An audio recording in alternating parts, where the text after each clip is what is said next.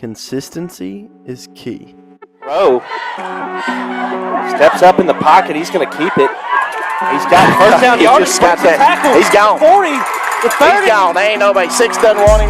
15 can't catch him, or 16 rather. No flag.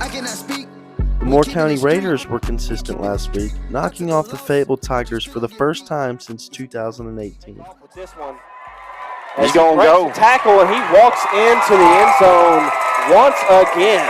And Kyler, For back-to-back weeks, the Raiders made plays on both sides of the ball, putting up 34 points once again while holding the Tigers to only 14. Good play by Bryson. Bryson's one that played quite a bit last year. Dawson White and Logan Hegwood lit up the scorebook once again, combining for 226 yards and 4 touchdowns on the ground, while White also found Alex Copeland for another touchdown through the air. Out to the left. He's looking to throw. He's got Copeland in the wide open touchdown.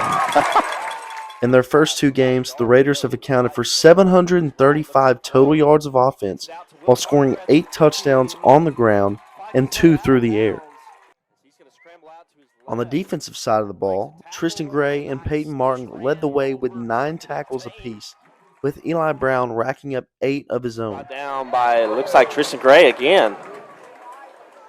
Gray, 3 plays, 3 tackles. Yeah. Last week, Tristan Gray stepped up, came in the game, made 9 tackles, actually led the team in tackles. This week, I expect him to do the same. Tonight, the Raiders are opening up region play against the undefeated Eagleville Eagles. Eagleville comes off a lopsided victory over the Community Vikings in a matchup that they won 54-0. They're going to be our toughest test. They're definitely the best coach team we've played so far. They're going to be where they're supposed to. They're going to play very sound both ways. Not going to turn the ball over. The Eagles are led by senior quarterback Brody McLemore. They got a pretty solid QB. He can run it pretty well. And then their defense is very sound. Similar to Dawson White, McLemore is a 4-year starter for the Eagles, seeing time at many different positions on offense before making the transition to quarterback. They're going to spread out, have a spread look. They're going to try QB run a lot, try to get him in open space, let him make plays. They may set up a couple screens since they saw we struggled with that last week. I expect them to do that. McLemore is an elusive runner and is without a doubt the focal point of the Eagles' offense. Their offense runs through him. He had 3 touchdowns, I believe, last week. The Eagles have won 11 of the last 13 matchups between the two teams, but both Raider victories have come in Coach White's term as the Raiders' head coach. In a Week 3 matchup last season, the Raiders came out on top against the Eagles 21-0.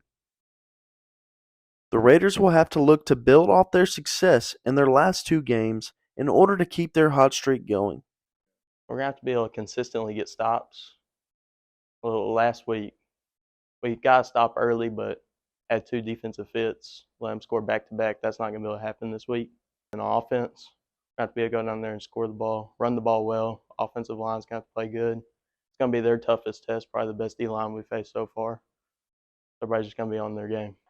The road to Chattanooga continues with region implications on the line as both teams will look to keep their perfect records alive and pick up their first region win of the season.